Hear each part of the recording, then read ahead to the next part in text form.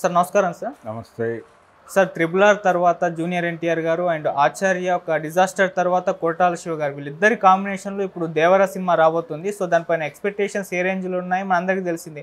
Already release అయిన posters songs expectations పెంచాయి.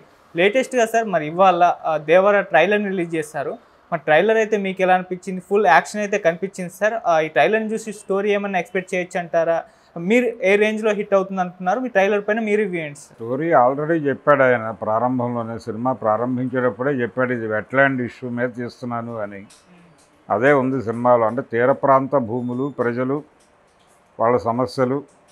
ఒకటేమో స్మగ్లర్లతో ఇబ్బందులు ఉంటాయి వాళ్ళకి, అదే ఉంది సినిమాలో ట్రైలర్లో.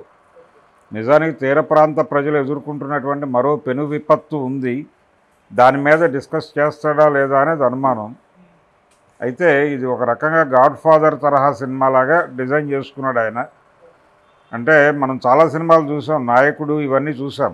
ఆ ధోరణిలోనే సినిమా ఉండబోతోంది. ఒక డైలాగ్ పెట్టాడు దీనిలో, ట్రైలర్లో డైలాగు. అంటే మనిషికి బతకడానికి ధైర్యం అవసరం కానీ చంపేంత ధైర్యంగా మారకూడదు అది. ఒకవేళ అలా మారితే ఆ ధైర్యాన్ని చంపే భయాన్ని అవుతాను అని అంటాడు. అంటే అదే సినిమా.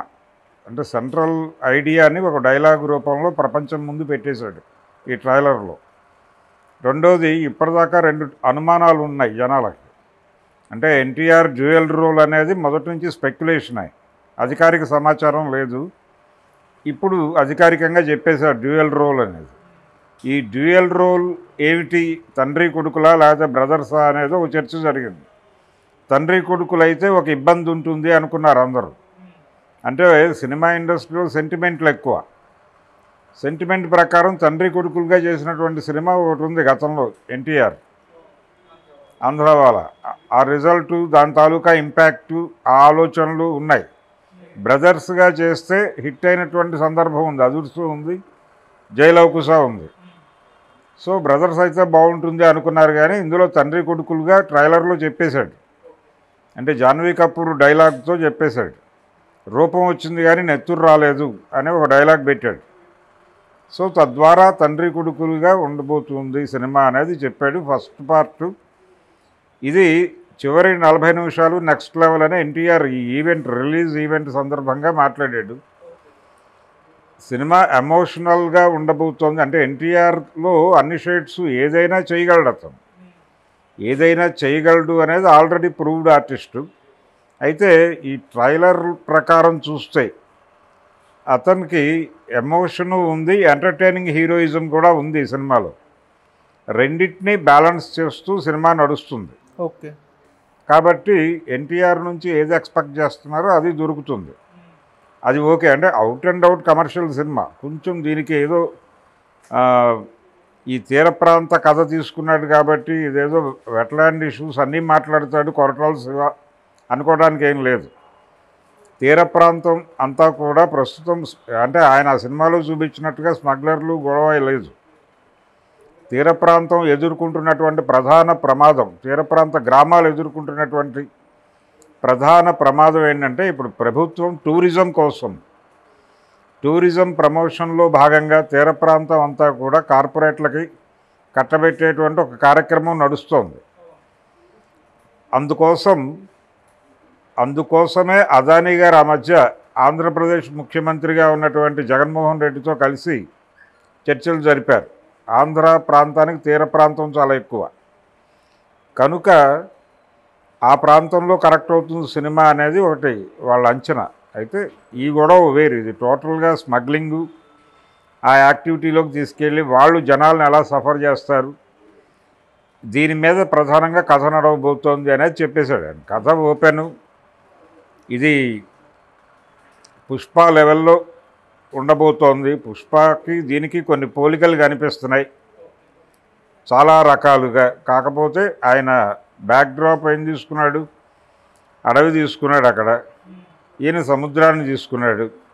మిగిలిందంతా దాదాపుగా అదే కంటెంట్ ఉంటుంది. స్మగ్లింగు యాక్టివిటీ, వాళ్ళ మధ్య జరిగేటువంటి గ్యాంగ్ వార్స్, దానిలో ఈయన ప్రజల్ని కాపాడుకోవడానికి ఏం చేశాడు, మధ్యలో కొంచెం నాయకుడు తాలూకా ఇన్ఫ్లుయెన్స్లు, గాడ్ ఫాదర్ ఇన్ఫ్లుయెన్స్ ఇదంతా ఉంటుంది సినిమాలో. ఓకే. కాబట్టి ఒక డాన్ క్యారెక్టర్లో ఎన్టీఆర్ కనిపించబోతున్నాడు అనేది క్లియరు. డాన్ అలాగే డాన్ గారి అబ్బాయి ఈ 2 పాత్రల్లోనూ కనిపించబోతున్నాడు. ఆ 2 క్యారెక్టర్ ఎంటర్టైనింగ్గా మొదలై ఎమోషనల్గా మారుతుంది. మారి సెకండ్ పార్ట్కి లీడ్ ఇచ్చేసి అక్కడి నుంచి పార్ట్ 2కి వెళ్ళిపోతాడు. ఓకే. అయితే ఇప్పటివరకు జరుగుతోంది ఏంటంటే సీక్వెల్ సినిమాలకి వీళ్ళు చేస్తోంది ఏంటి, జనరల్గా డైరెక్టర్లకు ఒక ప్రాబ్లం ఉంటుంది. సెకండ్ హాఫ్ మీద ఎక్కువ శ్రద్ధ పెట్టి ఫస్ట్ హాఫ్ని కొంచెం లూజ్గా వదిలేయటం. ఓకే. ఇది సినిమాకి హిట్ ఫార్ములా అనుకుంటారు వాళ్ళు.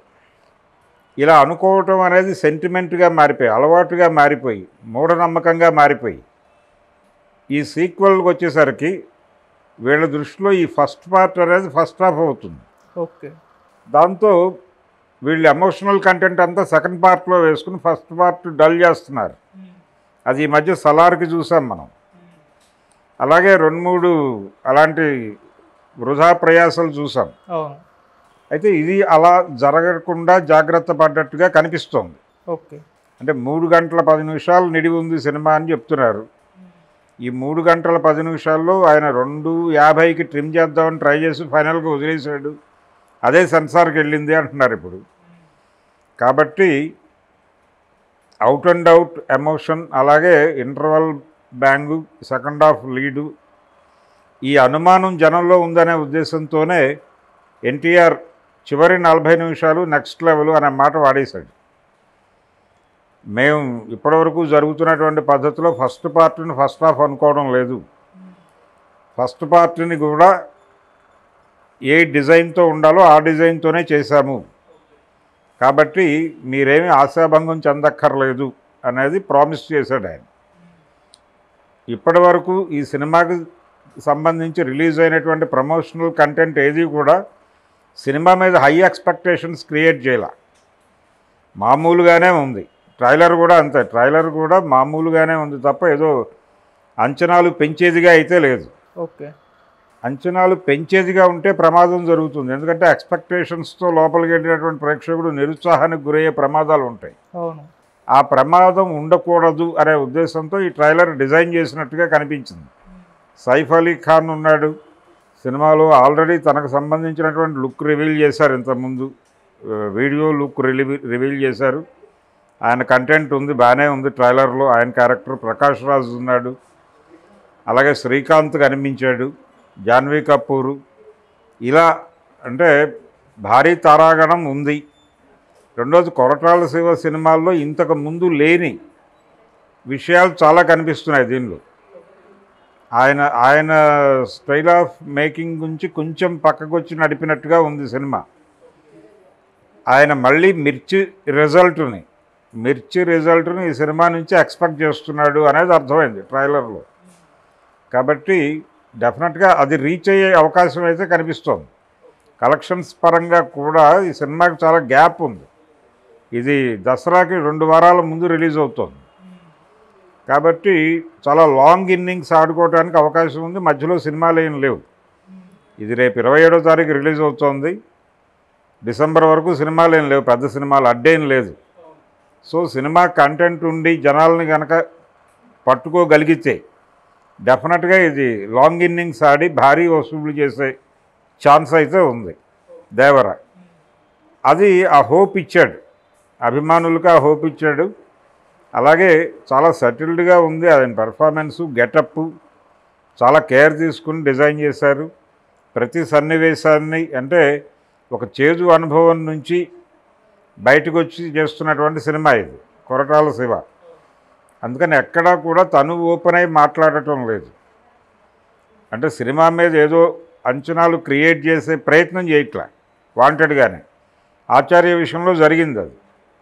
అలాంటి మిస్టేక్ జరగకుండా చూసుకునే ప్రయత్నం అయితే సీరియస్గా చేస్తున్నాడు. అంటేనే కంటెంట్ విషయంలో వాళ్ళు కాన్ఫిడెంట్గా ఉన్నారు అని. ఈ సినిమా ప్రమోషన్ కూడా చాలా భారీగానే చేస్తున్నారు. ఓకే. అంటే రకరకాల పాత్రలని ప్రవేశపెట్టి అంటే హృతిక్ రోషన్ని దింపాలనే ఆలోచన కూడా ఉంది వాళ్ళకి. హృతిక్ రోషన్ని దింపాలనే ఆలోచన ఉంది, అలియా భట్ని దింపాలనే ఆలోచన ఉంది. ఇలా రకరకాల ప్రయత్నాలు చేస్తున్నారు. ఆల్రెడీ సందీప్తో ఇంటర్వ్యూ అయిపోయింది. అన్నీ రెడీ చేసుకుంటున్నారు నెమ్మదిగా. సో ఎన్టీఆర్ మరొకసారి అంటే హిట్ దీనిలో ఉన్నాడు తను ఆల్రెడీ, అంటే వరుస హిట్లో ఉన్నాడు.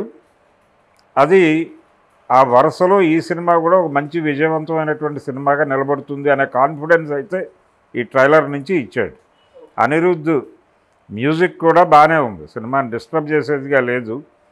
అంటే ఇంతకుముందు కొరటాల శివ సినిమాల కంటే ఆ సినిమాల్లో ఉన్నటువంటి ఆ సినిమాల సంగీత దర్శకులు ఆయనకు అందించినటువంటి మ్యూజికల్ సపోర్టు ఏ లెవెల్లో ఉండిందో ఇందులో కూడా అనిరుద్ధ్ దానికి తగ్గకుండానే తన ప్రయత్నం తాను చేశాడు. ట్రైలర్లు కనిపించింది, పాటల్లో కూడా కనిపించింది, అది కొంత వేరియేషన్ తీసుకురాగలిగాడు. సో సినిమాకి డెఫినెట్గా హెల్ప్ అవుతాడు అనిరుద్ధ్ కూడా. మిగిలిన టెక్నికల్ టీం కూడా బాగానే ఉంది. సినిమా ఏ లెవెల్ హిట్ అవుతుంది అనేది మళ్ళీ అంటే ఛాన్స్ అయితే కనిపిస్తుంది. అదే reason sir, October 10th release చేస్తా అన్నారు, సెప్టెంబర్ 27కి రావడానికి కారణం అదే గ్యాప్ తీసుకోవడానికి.